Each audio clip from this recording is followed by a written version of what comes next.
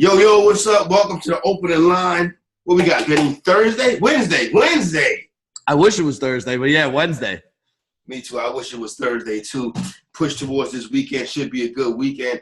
Not much going on in the world of sports right now. We do got some NBA Summer League coming up, but, we got some NFL props. That season is right around the corner. We'll talk about some of those things today, Benny. Still got some soccer, some good soccer going on. Major League Baseball's in full swing. When is the All-Star break? Usually it's like the second or third week of July. I don't know exactly, but it's usually sometime around like July 10th. It's coming up.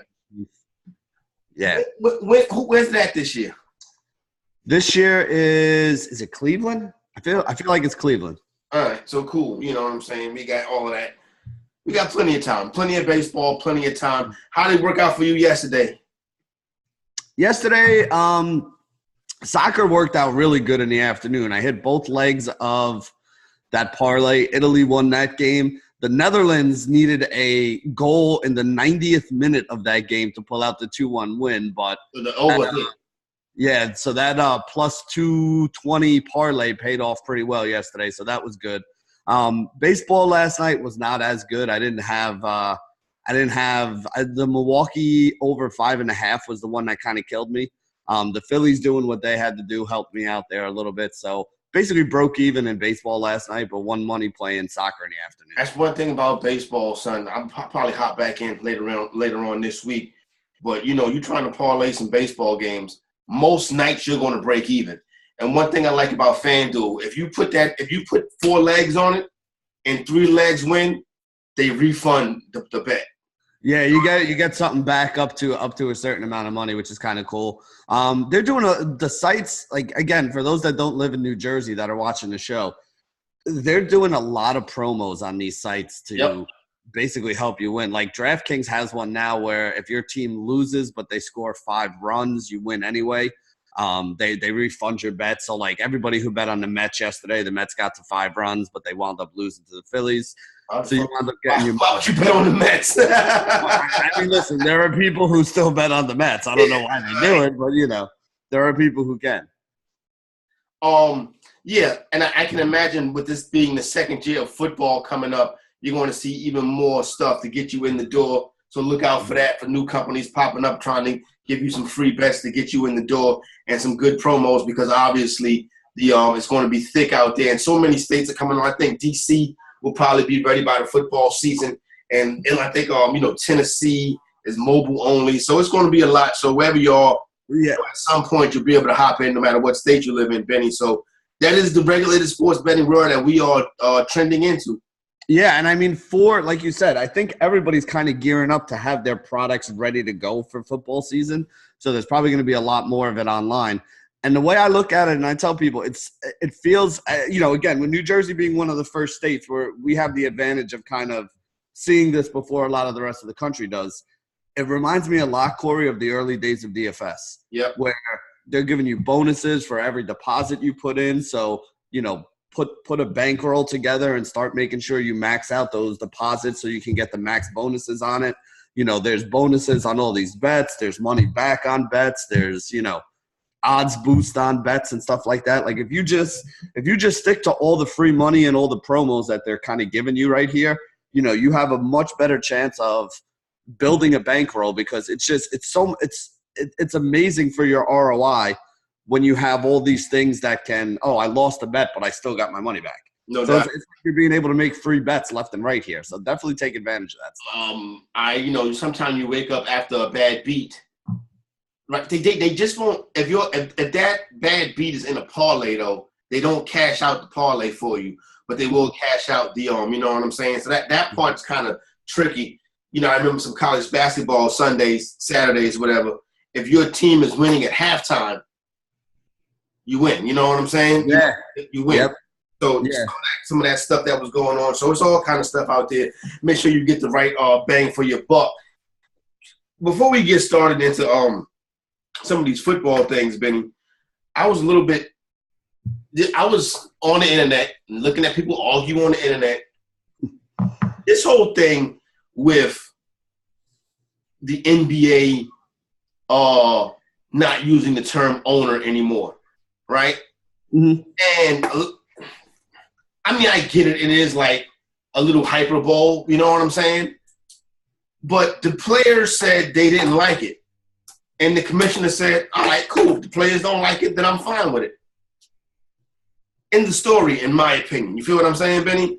I don't see why dudes like Clay Travis and some of these people are going on and on about this. I even saw what Tim Brando said, that's why I don't watch the NBA. I haven't watched it in years, and their numbers are going down. The NBA is their all-time high, Benny. Yeah, again, that whole the NBA, nobody watches the NBA. I don't watch the NBA. So my dad is a huge basketball guy, right? Yeah. But he loves college basketball. He goes to the Final Four like almost every year. Last couple years he hasn't, but I mean he's been there 20, 25 times. Loves college basketball, was a high school basketball coach, coached AAU programs. Like basketball is his thing. But he makes that same tired argument of, oh, I hate the NBA. I watch the NBA.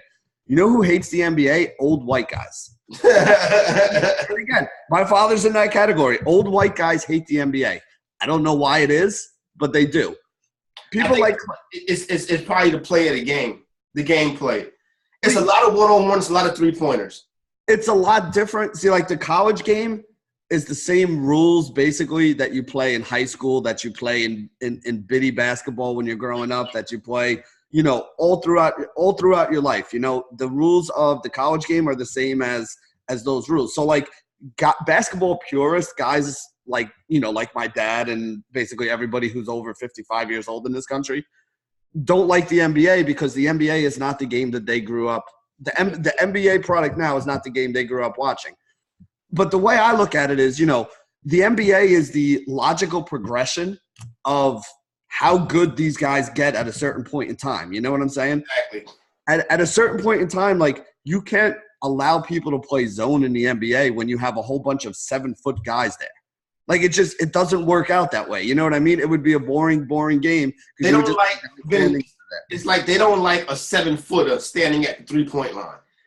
Yes. Probably the stuff that they have problems with. But again, I mean, Kevin Durant, for all intents and purposes, is a 7-footer. If Kevin Durant's on your bitty basketball team or your college team, do you not want Kevin Durant standing at the 3-point line? Oh, he's 7 feet. Go get under the basket. No, like the game has changed nowadays. You know, they don't like the running up and down and everybody shooting threes. Listen, the NBA is definitely drastically different than it was in the 80s. In the 80s and the 90s with Magic and Larry Bird and Michael Jordan, it was entertaining. If you watch any of this playoff run here, this playoff run is entertaining. Watching the Golden State Warriors play is entertaining. It's some of the purest basketball I have ever seen in my entire life. It's that they play a team game. Yeah, I mean, I get it. Like, you know, I understand that it's not the basketball you grew up watching, but to hate on the NBA and to say things like, oh, yeah, that's why nobody watches the NBA anymore. Like you said, the NBA is at like an all-time high. Mm-hmm. Everybody's watching the NBA right now, except for old white men. That's basically the only group of people who doesn't watch the NBA and hates on the NBA. As for the Clay Travis thing, you know this as well as I do, Corey. He's a mad operative. Yeah, on social media, you got to say some crazy stuff sometimes in order to get people and to have a following. And you're trying to, you know, I call it the Skip Bayless theory, right? Like whether you say something stupid or not, if people are reacting, if they love you or if they hate you, they're interacting with you, and that's good for your brand. So a guy like Clay Travis is going to just basically go and look at what's the trending topic on Twitter today, and that's what he's going to write about and complain about and, you know, and be outraged about, basically. And see, that's kind of where my problem lies. Like I said, is the term owner, first of all, people got to remember, when I was doing shows on FNTSY, and I'd be talking about players on my fantasy team, and I would say I own him, I specifically stopped saying that. I was like, I have a share of that player because I didn't like the way it sounded. You know what I'm saying? Right. Now, the thing with the NBA, first of all, the owner that does not own the team. The NBA owns the team. The owner is a shareholder. As Adam Silver said, I never call them owners. I call them governors. That's their name. It's really like everybody around them call them the owner of the team. People say, oh, well, I can say I own it because I own my car. I own my house. Your car and your house is not a human being. You know what I'm saying? So, yes, it's correct. You do own the team. First of all, I think it's a lot to do about nothing. You know what I'm saying? So I get it. But if the commissioner says we'll go with it, I'm fine with it. No sweat off my back. My problem is the people that are outraged over this never been outraged over the cops beating up somebody. You feel what I'm saying? That's my problem. You see what I'm saying? Like, this is your big stand, but you ain't never had a stand, you know what I'm saying, or anything else. The same people that are upset about this are the same people that call other people snowflakes. Yeah. So if you're gonna call somebody a snowflake, you need to grab your sack and just listen. To me, like, is this a huge deal? Is this something that's going to change the world? To me, no, it really isn't. Do I understand where the players are coming from? Yeah. So if the players have a problem with it, and this is basically the players' league, you want to keep the players happy. It's a very minor sacrifice to just not call them owners. Yeah. I don't understand why this has to be such a big deal. Exactly. It's not a big deal at all. You know what I mean? It's forget about it. See, this is the thing. The NBA, players say they don't like it, the commissioner changes it. If it was the NFL, they would be like, oh, you don't like when we call ourselves owners? They would start calling themselves slave owners. You know what I'm saying? Like the NFL would. You're absolutely right. Yeah, you're absolutely right. They would do it just to stick it to the players. Yeah. And again, that's the difference between the NFL and the NBA right now. Like, the NFL is moving towards a lockout pretty soon. The Players Association already told the players to be ready for it, to have some money on the side. Multiple years. They think that this can last for multiple seasons. Yeah, and you know why that happens? Because of the relationship that the players and the owners have. You want to be adversarial? Fine. It's going to wind up costing you money. Whether we like it or not, the stakeholders, the quote-unquote owners in the NBA, the NBA owners and the NBA Players Association have a much better working relationship right now than the NFL and the NFL players. And that's going to wind up costing the NFL quote-unquote owners a lot of money. And you know what? I'm not really going to feel bad for them. The thing about the labor strife in the NFL is real. The NFL, I would be shocked if they're not. Put it like this: that 2020, this season will play, next season will play. That 2022 season will not start after Labor Day. I'm almost willing to guarantee you that. That will go into the fall. That labor environment right there, because it's the only reason why they still employ Goodell and DeMaurice Smith. He has the lock-in. He's let the players down in the past. He has the lock-in. Sometimes I think DeMaurice Smith probably get a check from the NFL too. I was just about to say, the whole reason the NFL is having this lockout right now is because the owners got too good a deal the last time they went through, and he was basically in the owner's pocket. Yep, he was basically. And that's what's going to cause the lockout right now, because players hate the franchise tag. Players don't like the way things are going, and with the owners being able to control them for an extra year or two and all that stuff. And the owners are not going to give that up. The owners are not going to give up anything easy in the NFL. And that's why it's going to wind up as a lockout, because you got two sides that are going to dig in right now.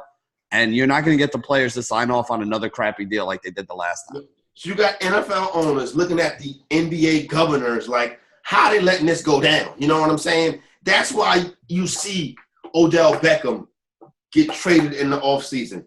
That's why you see, what's old boy in Tampa, Gerald McCoy, get traded. Khalil Mack get traded. Once Le'Veon Bell said, I'm not playing, NFL owners were like, okay, like, we can't let this happen. Now in the NBA, you have too much of the Anthony Davis thing going on, which I agree is like, you should not be able to do that. You know what I'm saying? That's a part of negotiations. You know what I'm saying? Mm-hmm. What they did was wrong. You know what I'm saying? They strong-armed the Pelicans into moving him to where he wanted to be at. But Benny, it's kind of like what we saw last week with the NBA draft. Do you think the draft is outdated? When you get out of college, Benny, you were allowed to go to whatever job you wanted to, live wherever you wanted to, work wherever you wanted to. Why don't athletes have that same right? I think part of the reason why they don't, I mean, back in the day, a lot of people don't know this, but like back in the day when the Boston Celtics were winning all those championships, part of the reason for that is wherever you went to college is where you wound up. Mm-hmm. So like if you went to college, like, you know, Bob Cousy went to Holy Cross, which is in the Boston area. So Bob Cousy ended up on the Celtics because that's where he went to college. The problem you have with that is, you know, everybody's going to want to be in major cities then with their team so that they have the people picking from those pools. So you're not going to have a team in Oklahoma City because people don't want to go live in Oklahoma City. You know, the team in Minnesota is going to struggle to get guys to come there and want to play in Minnesota. Hell, everybody's going to want to be on the Miami Heat. You know what I'm saying? Everybody's going to want to be on the California teams in the sunny weather and all that stuff. So that's the problem with it. You have to, like, evenly distribute the talent out if you want to have parity in the league. Yeah. Now, if you don't care and you just want to let everybody build super teams, then fine. Just let everybody build super teams. But what you would have wound up having is, like, you know, Zion and R.J. Barrett and all those guys – they're going to go sign with the Warriors or the Rockets or, you know, and then you're going to wind up having teams like the Knicks who are just always going to be bad because nobody's going to want to go sign there now. So it's going to be a lot tougher to pull yourself from worst to first than it is nowadays when, you know, it's not easy, but at least you can have draft picks so you can start building for the future and stuff like that. No doubt. I see where you're coming from on that one. A team in that kind of environment, Benny, as crazy as it may sound, nobody gonna go play for the Celtics. You're right. You're absolutely right. But, like, if you think about it, why would you? I mean, right. Again, you know, you're just a normal kid and you're graduating college right now. You're not going to be an NBA pro. You're not going to be a Major League Baseball star. If you get offered $100,000 a year job to go live in San Diego or Miami or somewhere like that, or you get offered $100,000 a year job to go live in Fargo, North Dakota, which one of those two jobs are you taking? You know, again, I'm taking the one in Miami or San Diego. I'm not going to Fargo, North Dakota. And it'll be the same thing with these athletes. I agree with you, Benny. I'm not going to Fargo either. Jimmy Butler, the Houston Rockets are all in on JB. Sign and trade, figure out a way to get Jimmy Butler is what the Houston Rockets want to do. That is their goal for this offseason. I like it. You think they pull it off? No, but I like it. Yeah. I like that they're trying. I like that. I know, Benny. As long as you got a plan. Yeah, I mean, you know, it's better than not having a plan at least. Yeah. I mean, but we talked about it with Chris Paul the other day. The problem with the Rockets is they're hamstrung with that Chris Paul contract. Yeah. You know, nobody wants to pay Chris Paul $40 million for the next 3 years. So you basically are stuck.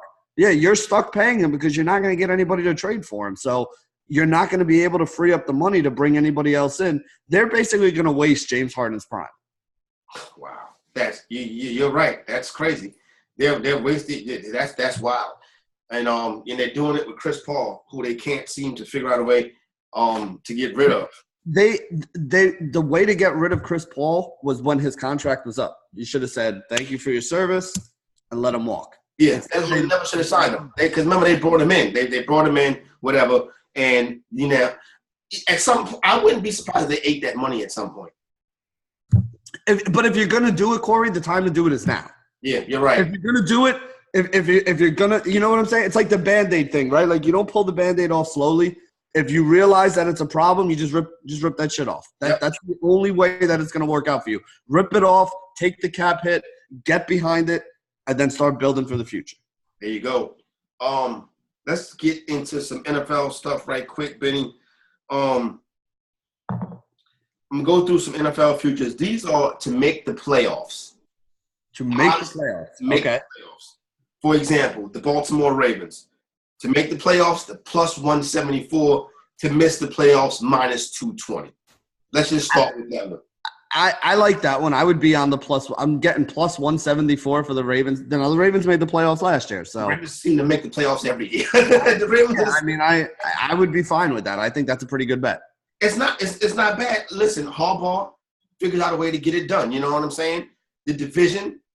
Everybody loves the Cleveland Browns. Everybody loves the Pittsburgh Steelers. Who's always there though? The Baltimore Ravens. The Ravens.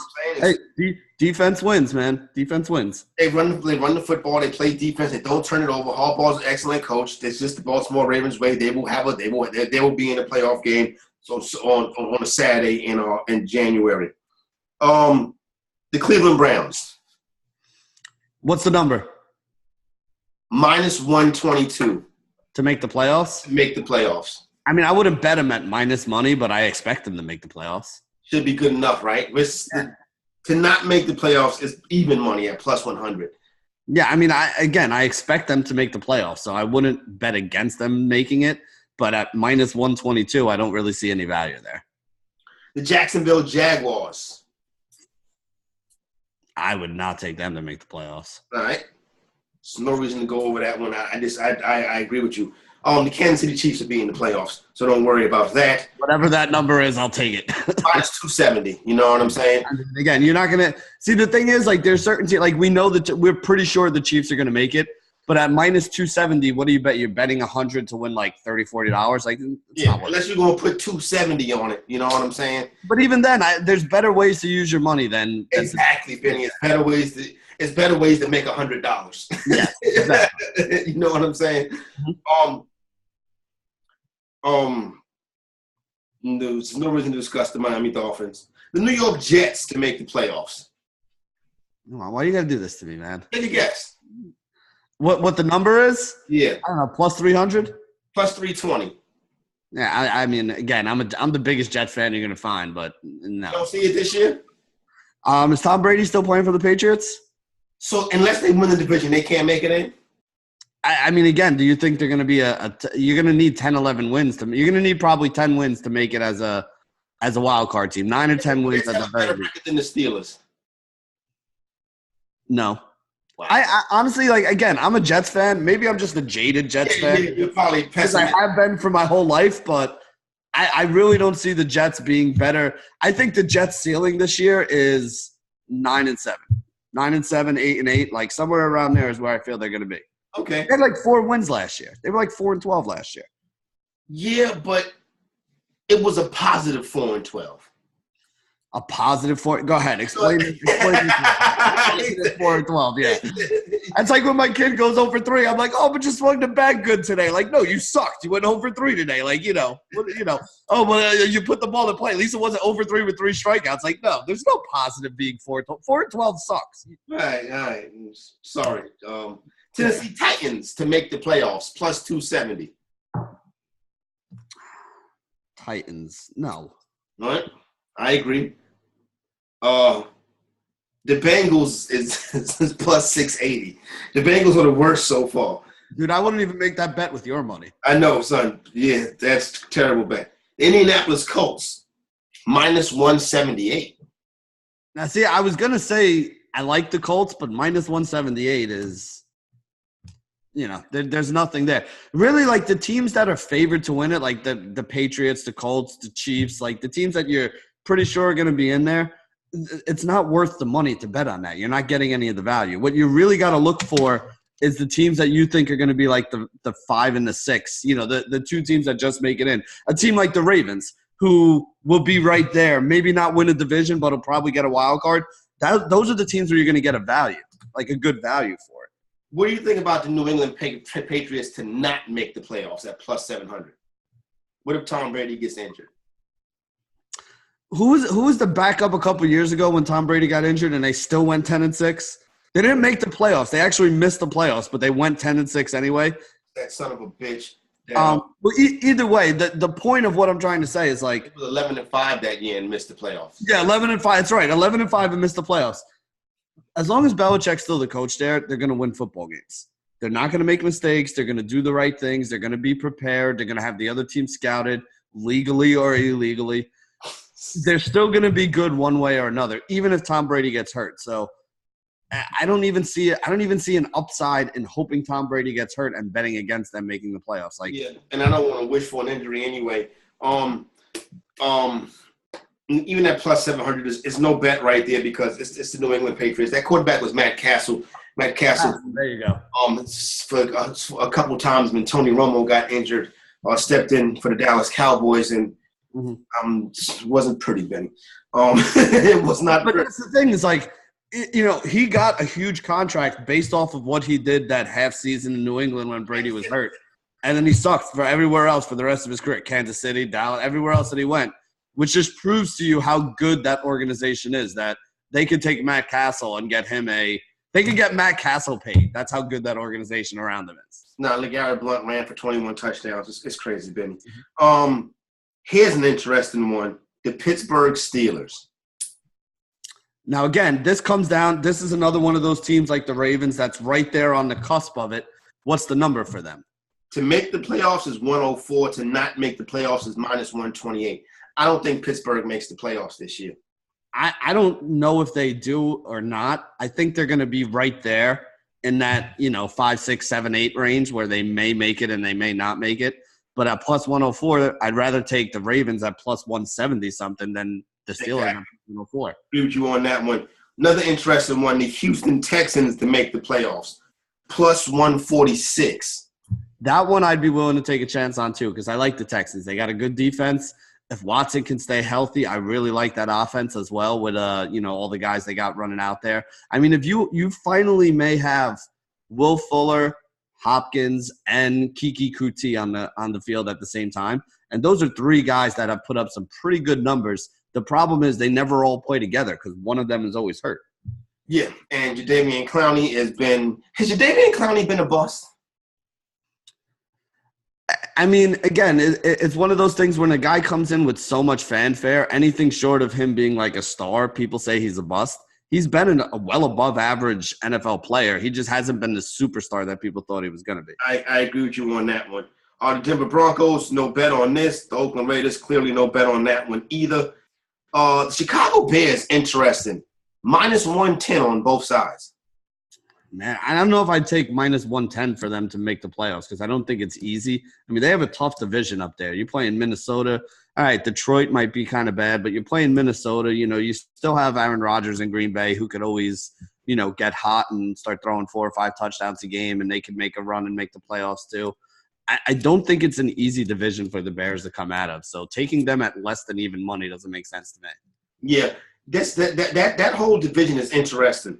The Packers the Packers are minus 104. The Packers have better odds than the Bears. I don't see why. I mean, again, I'm going to make the same argument I just made for the Bears. There's a lot of different ways that can go. So taking even money on something that, is not even very likely, taking less than even money on something that I don't even think is a 50-50 shot doesn't make sense to me. The Atlanta Falcons. I like the Falcons. What was the number, though? Plus 138. I would do that. Plus 138 in the Falcons, I'd do that. I would do that, too. I don't think that's a bad bet right there.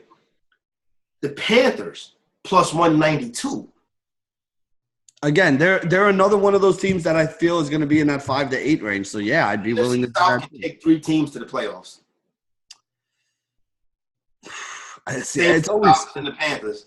Yeah, it's always tough to get 3 of them in. That's why one of those 2 teams is probably not going to be there. But if they're both plus money and you bet $100 on both of them, if one of the 2 makes it there, you at least make a little profit.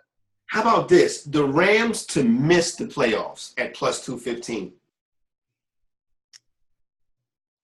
How would they miss the playoffs, though? Seattle would have to win the division.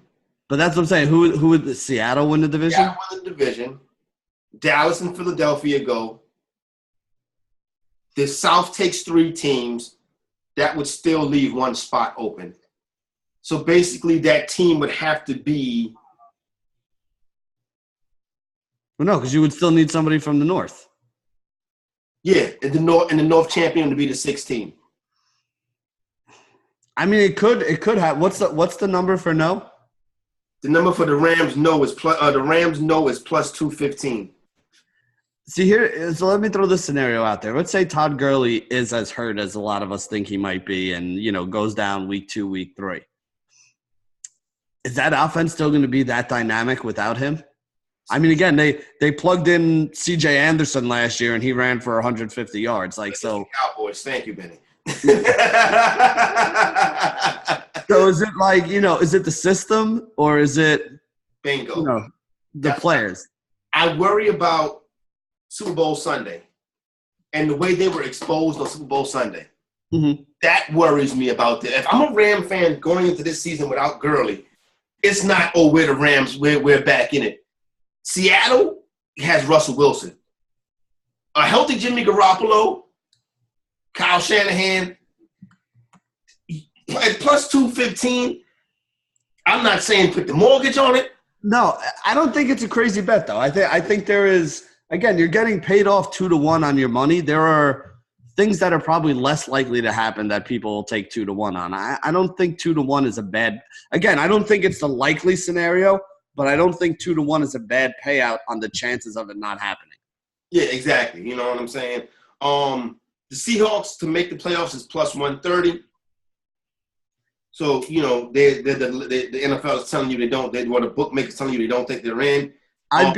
Again, that's another team in that 5 to 8 range for me. That's a team that I think has a chance. So I don't hate plus 130. If I'm getting plus money on those teams in the 5 to 8 range, I'm okay with that. Another team that you get plus money on in that range is the Dallas Cowboys at plus 110 to make the playoffs. Let me ask you this question, since you're the Dallas Cowboy fan, is how do you feel your Cowboys are going to be this year? The Dallas Cowboys, it will not be a successful season if they are not at least in the NFC Championship game. So then I'm assuming you would take the plus 110 on them. I would take the plus 110. I would take them to win the division. I would take them to win the conference. I would definitely – I mean, to me, the only two teams that can win that division are them and Philly. Yeah. I think the Giants suck, and I think the Redskins made a lot of nice moves recently, but they got a fruit team. It's a very young team, and they need to start putting the things together. So to me, it's Dallas and Philly are the two teams there. So even money on Dallas, I'd be willing to take. The Detroit Lions plus 490. That's good for them. The New York Giants plus 560. Good for them also. I'll tell you what, if you want to take the Giants at plus 560 to make the playoffs, just come to my house, give me however much money it is. I'll kick you in the balls, and you'll feel the same way as you will at the end of the season. There you go. And at least I'll have the money. And you'll have some new furniture, too. The 49ers to make the playoffs, plus 210. Again, it's not an easy path for them because, I mean, honestly, they could finish third in their division, and I wouldn't be shocked. So I wouldn't put money on that. The Buccaneers, plus 500. That division is so tough. Nah, I wouldn't touch it. Yeah, I agree. In New Orleans, the Saints, obviously, to not make the playoffs for the Saints is plus 245. So the NFL more or less is telling you they believe that the Saints – well, the bookmakers telling you they believe that the Saints will be there. And it's no reason to think that the Saints won't, the way that they've been playing. I wonder. My only thing with the Saints is, when does it end? When's the last season? When Drew Brees retires. That's it. That's when it's done.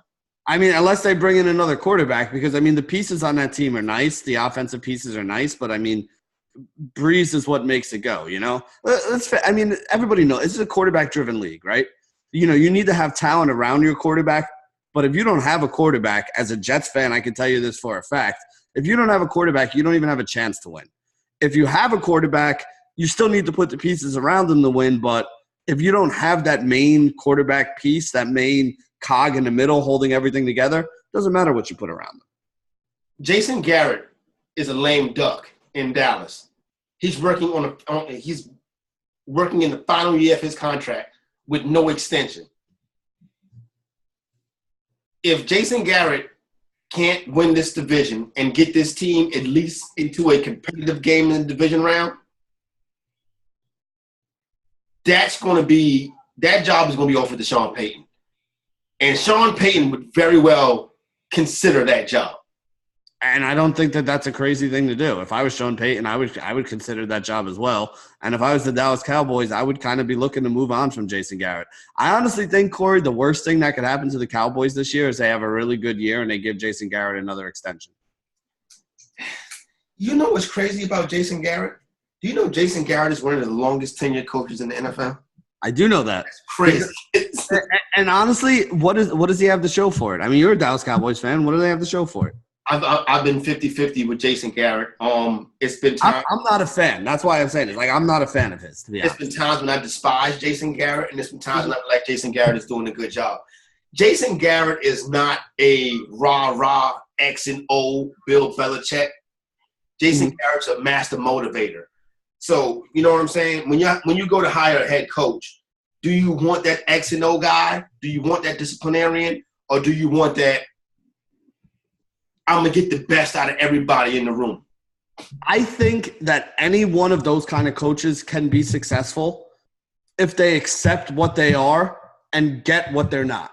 If that makes sense to you. Like, if you're an X's and O's guy, fine. Then go get somebody who can get the team fired up and get them to play. You know, get an offensive coordinator that's fiery or a defensive coordinator that's fiery that can get that unit up to play. If you're a guy that's a good talent evaluator, but you're not a good X's and O's guy, then you better make sure that your offensive coordinators or the other guys you have in there with you are X's and O's guys. I think any type of coach can be successful as long as they're willing to admit, this is what I do well, this is what I don't do well, and go get somebody who does whatever your weakness is well. And that's the thing that a lot of people don't give the Patriots a lot of credit for. As good as Belichick is as an X's and O guy and all that stuff, he always has really solid offensive and defensive coordinators around him. Guys always want to take the Patriots' offensive and defensive coordinators and make them head coaches. And just like with the players on the field for the Patriots, there's always a next man up who steps into that role and is just as good, if not better, than the guy that just walked away. Yeah, we just saw Flores go down and go down to Miami. The latest in line off the Bill Belichick tree. Let's see what he does and any success he'll have. He won't have no success this year. Let's see what he does next year when he has Tua Tagovailoa as his quarterback. Because this year, this is going to be a NBA style tank job in Miami. Miami may go 0-16 this year. That's how pitiful the Dolphins should be. PrizePicks.com, myprizepicks.com, promo code ELITE. Benny, what do we got today? So they got the early slate up for baseball today. So there's really two things that kind of stand out for me. You want to be on the Boston Red Sox bats picking on Ronaldo Lopez for the White Sox. And you kind of want to look at the Cleveland Indians bats picking on Jake Junis for the Kansas City Royals. So I have a 3x3 that I like today. I like Mookie Betts and Rafael Devers from the Red Sox. And then I like Francisco Lindor from the Indians. I can't get myself to play Jose Ramirez right now because he's just not putting up the numbers. Yeah. So even though you could go 4x4 if you wanted to, I'm not taking a chance with Ramirez. So I'm going with Lindor, Devers, and Betts as my 3x3 on Prize Picks. There you go right there, myprizepicks.com. Get over there, hop in, sign up. Fun game if you can play it in your area. Promo code ELITE, ELITE. Benny, you wrote the article over there at Guru Elite for the evening slate of baseball today. We got a full slate of evening games. What do you like betting-wise, DFS-wise? What's some of your favorite plays on that side? Yeah, I mean, I think, the Phillies going up against Jason Vargas are going to be a team that puts up a lot of runs today. And that series already, like every game of that series has basically been, just a ton of runs on both sides so far for the Mets and the Phillies. So I like the Phillies over 5.5. I do actually like the Phillies to win this game as well. And I like the over in the entire game too, because Nick Pivetta on the other side, good strikeout pitcher, solid pitcher overall. Again, he's got like a 5 ERA, but his xFIP is closer to 4, so he's been a little bit unlucky. And a lot of that has to do with the fact that the one knock on Nick Pivetta is that he just gives up too many home runs. Like he's given up over 2 home runs per 9 right now. So I'm expecting a lot of runs in that game. That should be a good one to kind of target there. I really like both of the pitchers in the Texas and Detroit game. And I'm not a huge fan of the offenses on either side of that. So you got Mike Minor and Matt Boyd going up against each other. That's a game that I'd be looking for the under. I think the under's a good bet in that one. What about the first 5 under?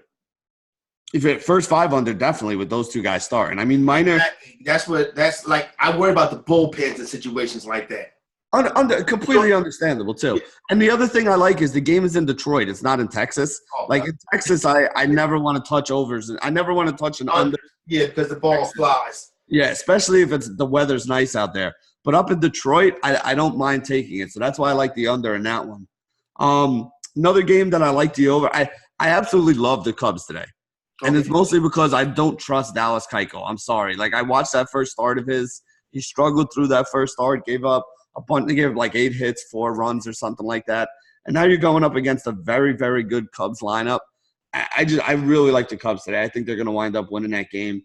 Who else did I like today? I love the Astros today. I love Milwaukee today. The numbers aren't that great. The payoffs on those teams. That's about it. I'm not really touching the Oakland at St. Louis game. The Oakland at St. Louis game could wind up being, like a 10-run game, or it could wind up being a 0-run game. Because Adam Wainwright's pitching is probably going to be 10. On the other side, Daniel Mangden, who's a guy who a lot of people like a big ground ball pitcher. He was pretty good a couple seasons ago. This year, though, he was so bad they actually sent him down to AAA. They're recalling him for this start right here. So that's why I said between him and Wainwright, you could wind up seeing 10. Oakland or a St. Louis stack could wind up being a low-owned stack that wins the late slate here tonight. Okay. But they also are two teams whose offenses I'm not really in love with, where they could go out even in a good matchup like this and struggle to score 3 runs. There you go. It's interesting because when it comes to this time of year, you know, the weather, ballpark factors play a big role. So good job of breaking that down. I've been outside. I'll put it like this. I was in the complex where the ballpark in Arlington is at. Mm-hmm. It's like when you leave Cowboy Stadium, like it's on, you know, I would say it's walking distance if you're in New York. If you're in a place where the temperature is reasonable. But out there, depending on what time of year, I was out there in January, and it was something that wasn't pleasing.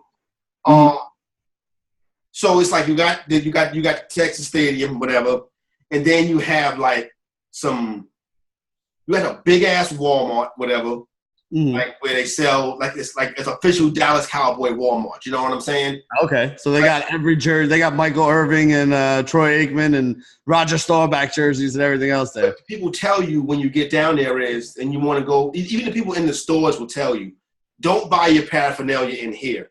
Go to that Walmart and buy the paraphernalia in that Walmart. Then they got like a couple little, you know, not like no big fancy bars, but like a couple little rundown joints, whatever, pregame style joints. Right. And then on the other side of the Walmart, you have the baseball stadium.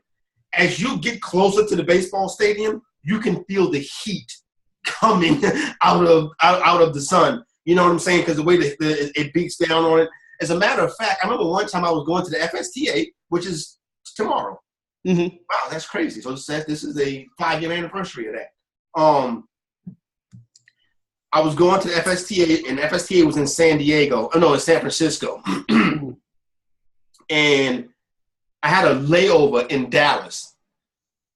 The airport, you had to take I had enough time in the airport. The layover was long enough to where I was able to go to the team store in the Cowboy and the airport, in the DFW airport.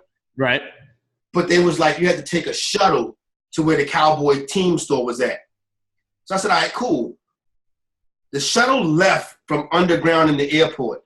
When the shuttle got above ground, the air-conditioned shuttle got above ground, you can feel the heat inside the shuttle, inside the AirTran. That's how crazy the heat is in Texas, Benny. I mean, it doesn't surprise me, you know? I mean, that's why it's that's why they don't play night games. They don't. You ever noticed the Texas Rangers always play night games? Yeah, they don't play day games because it's burning hot in the middle of the day. Makes sense. I mean, you know, it's only like 85, 90 out lately here, and I've been sweating standing outside. So it's hard, bro. I got out the house for a little bit yesterday. I went for a walk, and I was like, I need to get back to the house. You know what I'm saying? Like, yeah. I actually figured out how to put the AC on last night because I was sitting here sweating while I was doing research. I was like, dude, I can't sleep like this tonight. Every other day, I just had like the fans on and the windows open, you know, trying to save some money on the electricity bill. I got a lot of stuff to do. I feel you 100% on that one. That's me and you both. All right, Benny, big piece of chicken. I'm going to give mine to homegirl. This is the second time she's gotten the big piece of chicken. I'm giving it to Megan Rapinoe. Okay. Yeah, I like her. Like, I didn't know. I dig her style. You know what I'm saying? Mm-hmm. You know what I'm saying? I like the silver fox. You know what I'm saying? You better watch because she changes her hair color for every game of the tournament. Okay, cool. One game was blue, one game was purple. But she's very good. She's one of the best players in the world. I'm actually gonna go. Yeah, I'm gonna go to women's soccer as well. I'm gonna give it to the girl Martens from the Netherlands who had both of those goals for them. She's also not bad looking as well because I know a bunch of people were putting her picture out there on the internet last night. But she scored the 2 big goals for me, which is what I was really happy about because that paid off my parlay, which is what was basically the bankroll or the money that I'm going to be using today to play all the other stuff that I do. So I feel like I got a free roll today because of her. There you go right there for my main man, Benny and Corey Parson, the fantasy executive. The opening line, we are out.